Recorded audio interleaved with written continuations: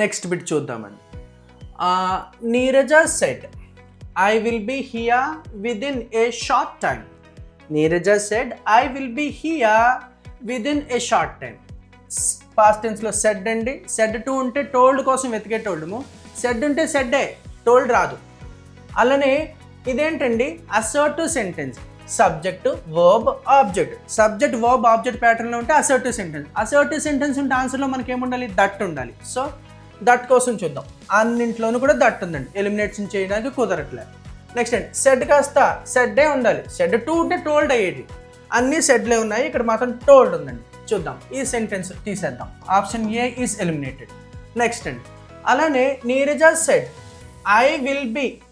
ఈ విల్ ఉందిగా, విల్ కాస్త ఎలా మారాలండి? వుడ్. రైట్. విల్ చూడండి, విల్లే వచ్చేసింది, ఇక్కడ విల్లే రాసేసాడు. సో ఇది మార్చేద్దాం, తీసేద్దాం, ఎలిమినేట్ చేద్దాం. తర్వాత వుడ్, వుడ్ బాగుంది. మనకి ఆప్షన్ సి, ఆప్షన్ డి ఉన్నాయండి. ఇప్పుడు చూద్దాం. నీరజ సెడ్ దాట్ తన గురించి తనే చెప్పుకుంటుందండి. She would be. ఏంటండి ఐ అంటే ఎవరు అక్కడ? తన గురించి తనే చెప్పుకుంటుంది. నీరజ అంటే అమ్మాయి కదండి, ఫిమేల్ జెండర్ కదా, అందుకని ఆయన కాస్త సీగానే తీసుకుంటాం. Neeraja said that she would be దయ్యా. హియా కాస్త దయ్యా అయ్యిందండి. Neeraja said that he would be.